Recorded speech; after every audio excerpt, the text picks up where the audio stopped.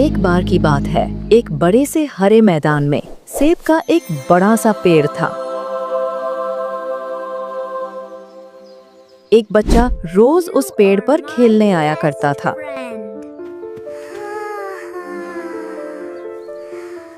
वो कभी पेड़ की डाली से लटकता, कभी फल तोड़ता, कभी उछल कूद करता था। सेब का पेड़ भी उस बच्चे से काफी खुश रहता था। You are my best friend. कई साल इस तरह बीत गए।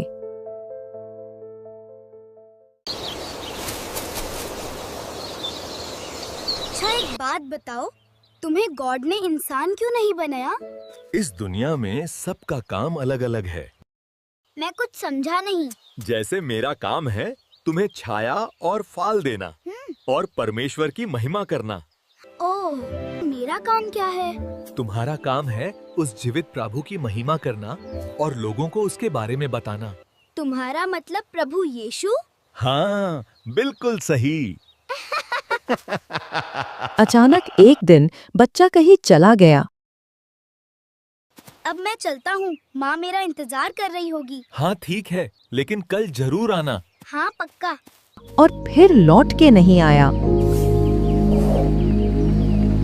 पेड़ ने उसका काफी इंतजार किया।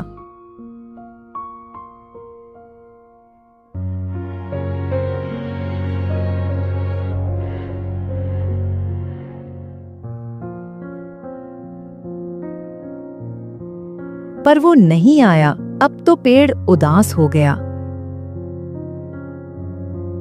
कई साल बाद वो बच्चा फिर से पेड़ के पास आया, पर वो अब कुछ बड़ा हो गया था। पेड़ उसे देखकर बहुत खुश हुआ। अरे वाह, तुम लौट आए। मुझे यकीन था एक ना एक दिन तुम जरूर आओगे। और उसे अपने साथ खेलने के लिए कहा। चलो खेलते हैं। नहीं, मुझे खेलना। अब मैं बड़ा हो चुका हूँ और अब मुझे खिलौनों के साथ खेलना पसंद है। पर बच्चा उदास होते हुए बोला कि अब वो बड़ा हो गया है, अब वो उसके साथ नहीं खेल सकता। बच्चा बोला कि अब मुझे खिलौने से खेलना अच्छा लगता है, पर मेरे पास खिलौने खरीदने के लिए पैसे नहीं हैं। पेड़ बोला, उदास ना हो, तुम मेरे फल तोड़ लो और उन्हें बेचकर खिलौने खरीद लो। बच्चा खुशी खुशी फल तोड़ के ले गया। कल जरूर आना। हाँ पक्का। लेकिन वो फिर बहुत दिनों तक वापस नहीं आया। पेड़ बहुत दुखी हुआ।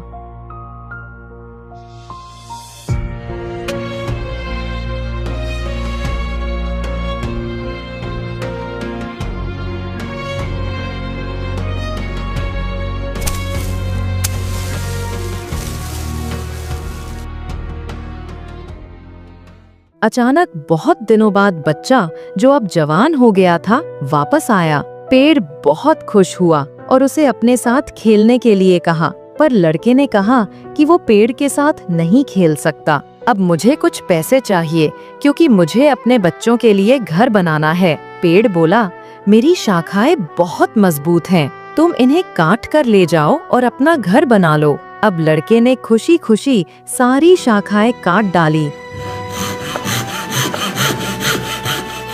और लेकर चला गया। वो फिर कभी वापस नहीं आया।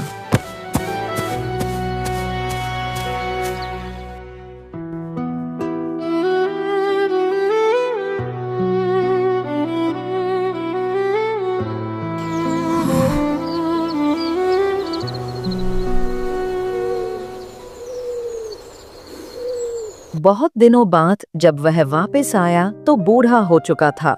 पेड़ बोला, मेरे साथ खेलो, पर वह बोला कि अब मैं बूढ़ा हो गया हूँ, अब नहीं खेल सकता। पेड़ उदास होते हुए बोला कि अब मेरे पास ना फल है और ना ही लकड़ी, अब मैं तुम्हारी मदद भी नहीं कर सकता। बूढ़ा बोला कि अब उसे कोई सहायता नहीं चाहिए, बस एक जगह चाहिए जहाँ वह बाकी जिंदगी आराम से गुजार सके। पेड़ ने उसे अपने जड़ में पनाह दी और बूढ़ा हमेशा वहीं रहने लगा।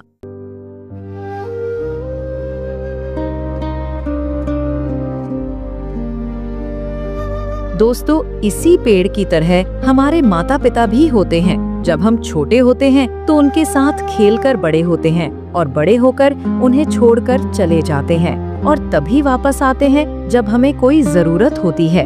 धीरे धीरे ऐसे ही जीवन बीत जाता है। हमें पेड़ रूपी माता पिता की सेवा करनी चाहिए, न कि सिर्फ उनसे फायदा लेना चाहिए। और जैसा बाइबल में भी लिखा है, निर्गमन 20 अध्याय उसका 12 वचन, अपने पिता और अपनी माता का आदर करना, जिससे तेरी आयु उस देश में बढ़े जो तेरा परमेश्वर यहोवा तुझे देता है। बाइबल में ऐसे कई वचन लिखे हैं जो माता पिता की आज्ञा मानने और उनका आदर करने के लिए कहते हैं। तो आपको ये कहानी कैसी लगी? कमेंट में जरूर बताएं और इसी तरह की और मसीह कहानियाँ जो सीख से भरी हुई हों देखने के लिए चैनल को जरूर सब्सक्राइब कर लें। और आपको अगली कहानी किस विषय पर चाहिए हमें जरूर बताएं। तो फिर मिलते हैं, तब तक के लिए सबको प्यार भरी जय मसीह की।